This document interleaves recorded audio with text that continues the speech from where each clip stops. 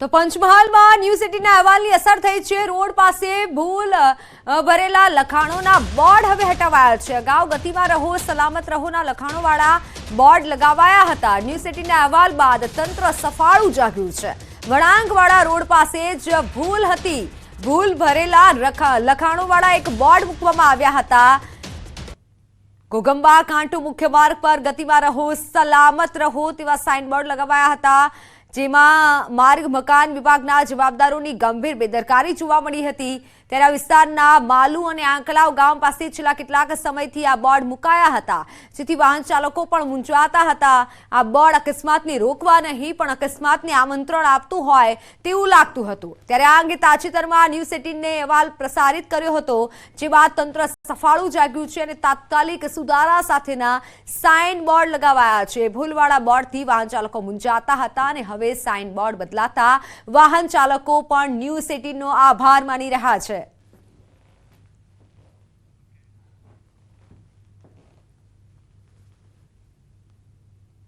કાંટોથી ઘોઘંબાની વચ્ચે ગતિમાં રહો અને સલામત રહો એવા બોર્ડ મારેલા હતા।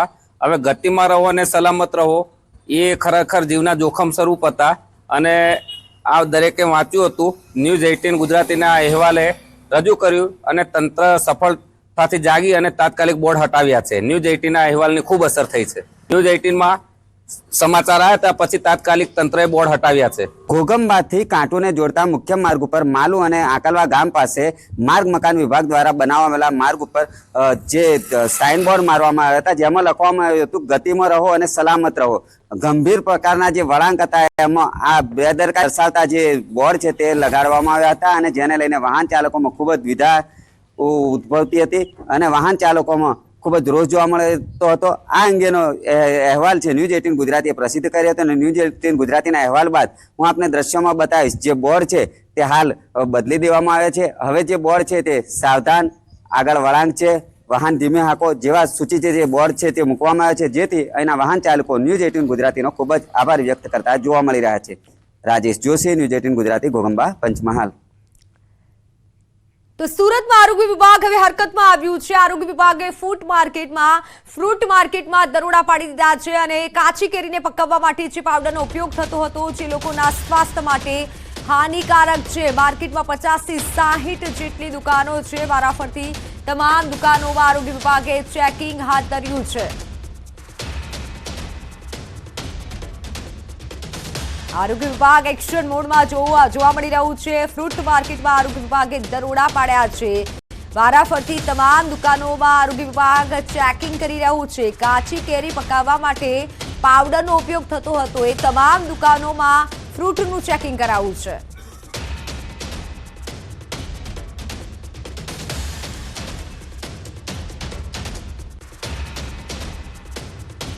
વેપાર કરતું સ્થળ છે, તો આજે ફૂડ વિભાગની ટીમ તથા આરોગ્યના સ્ટાફ સાથે મળી આ ચેકિંગ હાથ ધરવામાં આવેલ છે અને જે સંસ્થાઓ પાસે કાર્બાઇડ મળી આવે તે સંસ્થાઓનું તેવી સંસ્થાઓની નોટિસ આપવામાં આવે છે તથા વહીવટી ખર્ચ પણ વસૂલ કરવામાં આવે છે।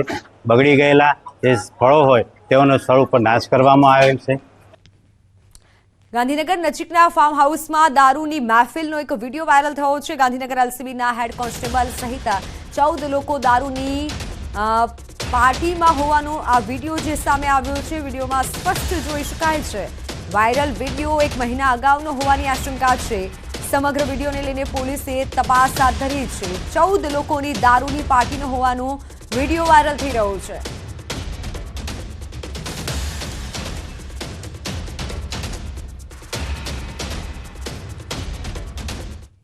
વાત રાજકોટની। રાજકોટમાં રમતા મોત મળ્યું છે। વાવડી પાસે આવેલા મહમદી બાગમાં રહેતા 14 વર્ષીય રેનિશનું મોત નીપજ્યું છે। ક્રિકેટ રમતા બેભાન થઈ જતા મોત નીપજ્યું છે। હૃદયરોગના કારણે મૃત્યુ નીપજ્યાનું પ્રાથમિક અનુમાન છે। મોતનું સાચું કારણ જાણવા માટે પીએમ કરવામાં આવ્યું। 37 વર્ષીય મનોજ બાવળિયાનું કાગદડી ખાતે હૃદય બેસી જતા મોત નીપજ્યું। મિત્રના દીકરાના લગ્નમાં મનોજ બાવળિયા ગયા હતા અને તે સમય દરમિયાન મોત થયું।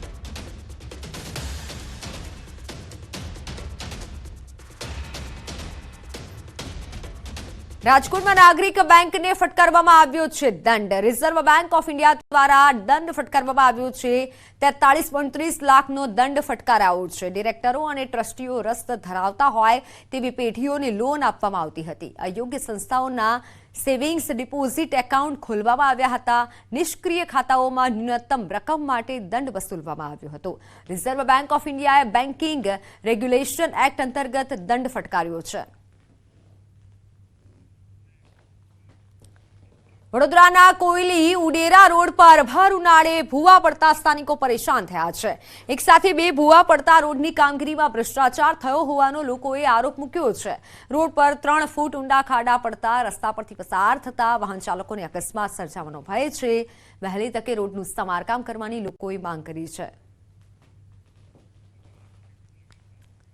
વડોદરાના વારસીયા વિસ્તારની ઘટના એમજીવીસીએલની ઘોર બેદરકારી સામે આવી છે. સુંદરમ સોસાયટીમાં મોટી દુર્ઘટના થતા રહી ગઈ.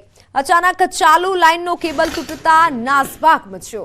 કેબલ તૂટતા ધડાકા સાથે તણખા ચર્યા અને નજીક બેઠેલા બાળકોનો આબાદ બચાવ કરવામાં આવ્યો. પરંતુ એમજીવીસીએલની કાર્યપદ્ધતિ સામે સ્થાનિકોમાં રોષ જોવા મળ્યો છે.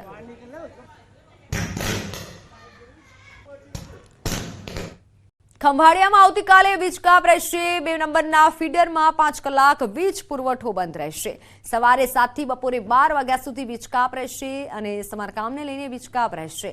શહેરમાં આવેલ Zenith school, Kachuriyawadi, Jadeshwar road, station road, Narsinh Bhuvan, Dantaninagar, Yogeshwarnagar, મામલતદાર કચેરી, પ્રાંત કચેરી, બસ સ્ટેશન, નવાપર, તરારનગર વિસ્તાર, ભગવતી હોલ, મહાપ્રભુજી નગર, શ્રીજી સોસાયટી, ધોરીવાવ, બેઠક રોડ વિસ્તારમાં પણ રિપેરિંગ કામ કરવાથી વીજ પુરવઠો બંધ રખાશે.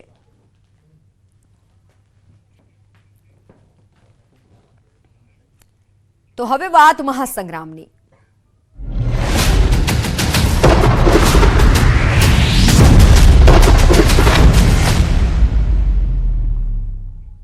કોંગ્રેસ પ્રદેશ પ્રમુખ શક્તિસિંહ ગોહિલે પરસોત્તમ રૂપાલા પર શાબ્દિક પ્રહાર કર્યા છે.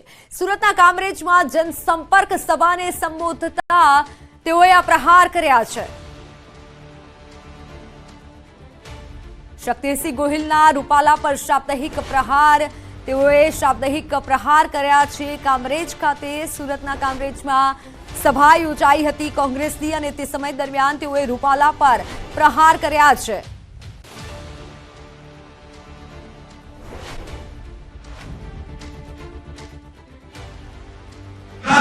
મહારાજે કહ્યું કે મંદિરનું કામ બાકી છે અને ઉપર કળશ ચડાવવા માટે એ મંદિરના બાકી કામને ઉપર કરવા માટે મજદૂર ઉપર ચડશે. નીચે રામલલ્લાની મૂર્તિ હશે તો મજદૂરના ચરણ એના પગ એ રામની ઉપર આવે. આ પાપ લાગે, આ પાપ કહેવાય. આમ છતાં ભાજપવાળાએ શંકરાચાર્યજીનું ન માન્યું અને એટલે ભગવાન રૂઠ્યા એટલે રૂપાલાની જીભે બેઠ.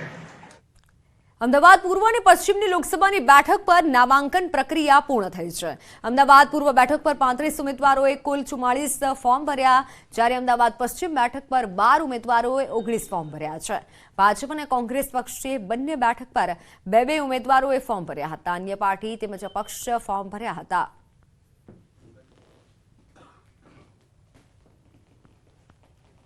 તારીખ 12મીથી લઈને 19મી સુધી જે નામાંકન પ્રક્રિયા હતી એ પૂર્ણ થયેલી છે.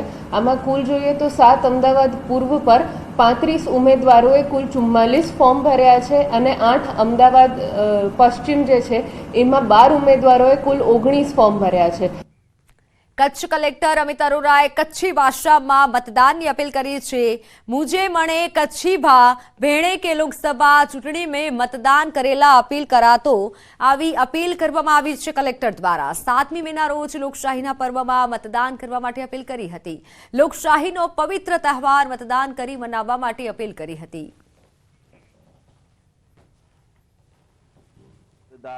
मुंहिंजे कच्छ जिले जे मड़े मतदार भा भेणे के अपील कई तो कि लोकसभा 2024 जी सामान्य चूंटणी 7મી મે 2024 જે ડી નક્કી થઈ આય તળે પણ મળે મતદાર ભા ભેણ લોકશાહી જી ही પવિત્ર તાણે તે બોલે વગેર મતદાન કર્યું અને લોકશાહી જો ही પવિત્ર ત્યોહાર મનાયું તો હલો મળે મુંજા કચ્છી ભા ભેણ 7 મે 2024 જે ડી કે પા મળે મતદાન કરીને લોકશાહી કે વધાઈએ। તો ક્ષત્રિય સમાજના આંદોલન અંગે મોટા સમાચાર સામે આવ્યા છે। ક્ષત્રિય સમાજના આગેવાનો હવે ખોડલધામના ચેરમેન નરેશ પટેલને મળશે।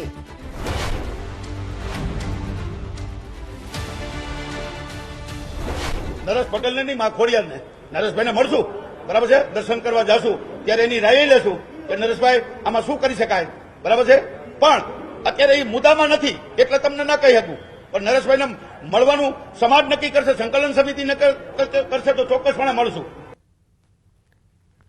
રાજપૂત સંકલન સમિતિમાં કોઈ ભાગલા નથી। રાજપૂત સમાજ સંકલન સમિતિના સભ્ય પીટી જાડેજાએ આ દાવો કર્યો છે।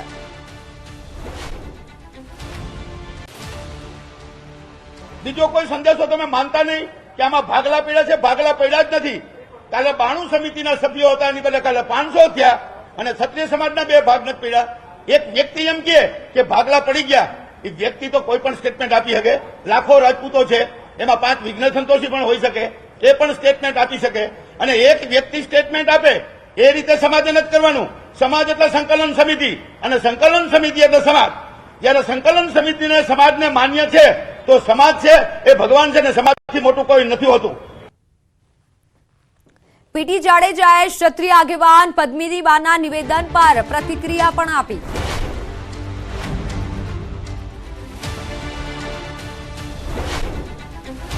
પદ્મિનીબા કદાચ બોલ્યા હોય તો એનું વ્યક્તિગત નિવેદન હશે। પદ્મિનીબા સામેથી આવે કે મને આમાં તમે રાખો તો વાંધો ન હોય, પણ એવી રીતે ક્યારેય નથી આવ્યા। જો ગઈકાલે આવ્યા, ઘણી વાર વ્યક્તિગત બાબત પણ હોય છે, એવું નથી। એ બી ટીમ ને સી ટીમ ને ઈ ટીમ શું એ પેલા તો મને નથી સમજાતું। આ તો મન ગળત વાતું છે। અરે હજી તો એબીસીડી ઈ સુધી પહોંચી જાય, ડબલામાં ઘી સુધી પહોંચી જાય। સાથે યુવરાજસિંહ જાડેજાના નિવેદન પર પણ પીટી જાડેજા બોલ્યા।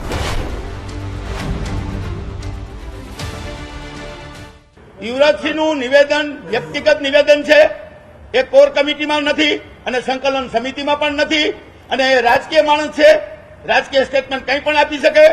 અમારી જે સંસ્થા છે એમાં એક પણ રાજકીય માણસ હોય તો બતાવો। તો રાજકોટમાં રાજપૂત સંકલન સમિતિની પત્રકાર પરિષદ યોજાઈ હતી, જેમાં જાડેજાએ આંદોલનની રણનીતિની વાત કરી। 8 જિલ્લામાં તો અમે તમને છાતી ઠોકીને કહી શકીએ કે જ્યાં 3-3 લાખ ઉપર, મેં જેમ કીધું આણંદમાં 6 લાખ છે, બરાબર છે, એમાં 8 સીટ ઉપર અમે ચોક્કસપણે હાર આપી શકશું। વડોદરામાં ભાજપ ઉમેદવાર ડોક્ટર હેમાંગ જોશીના શાહી ઠાઠ જોવા મળ્યા। ડોક્ટર હેમાંગ જોશીનો મહારાજા સ્ટાઇલમાં પ્રચાર સામે આવ્યો છે। તડકાથી બચવા માટે રજવાડી છત્રી સાથે પ્રચાર કરતા નજરે ચડ્યા। પ્રચાર દરમિયાન ગરમીના કારણે કાર્યકરોને પણ પાંખી હાજરી જોવા મળી હતી। ડોક્ટર હેમાંગ જોશીનો ટીપી 13 વિસ્તારમાં પ્રચાર દરમિયાનનો વિડીયો હોવાની ચર્ચા છે। હેમાંગ જોશીનો આ મહારાજા સ્ટાઇલમાં પ્રચાર જોવા જેવો છે। દ્રશ્યો જે સામે આવ્યા છે, તડકાથી બચવા માટે રજવાડી છત્રી સાથે ડોક્ટર હેમાંગ જોશી જોવા મળ્યા। ભાજપ ઉમેદવાર ડોક્ટર હેમાંગ જોશીનો આ શાહી ઠાઠ ચર્ચાનું અત્યારે કેન્દ્ર બન્યો છે।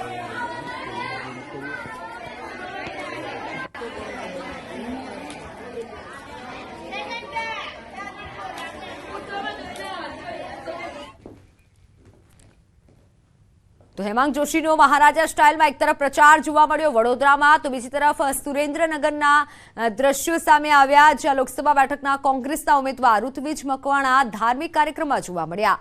ઋત્વિજ મકવાણાનો વિડીયો સોશિયલ મીડિયામાં વાયરલ થયો છે। મૂળી તાલુકાના લીંબડી ગામે યોજાયેલ શીખવા પીર દાદાના પુણ્યતિથિ મહોત્સવમાં ઋત્વિજ મકવાણા જોવા મળ્યા। ઋત્વિજ મકવાણા હાથમાં સાકળ તેઓને હાથમાં જોવા મળી હતી। જોકે વાયરલ વિડીયો ક્યાંનો છે અને ક્યારનો છે તે અંગે ન્યૂઝ 18 ગુજરાતી કોઈ પુષ્ટિ નથી કરતું। બીજી તરફ વિડીયો છે મહેસાણા લોકસભા કોંગ્રેસના ઉમેદવાર રામજીભાઈ ઠાકોરે અનોખો પ્રચાર કર્યો છે। ચૂંટણી દરમિયાન ચૂંટણી પ્રચાર દરમિયાન રામજીભાઈ ઠાકોરનો અનોખો અંદાજ સામે આવ્યો છે। ચૂંટણી પ્રચાર દરમિયાન તેઓ રમેલમાં પહોંચ્યા હતા। રામજીભાઈ ઠાકોરે ભુવા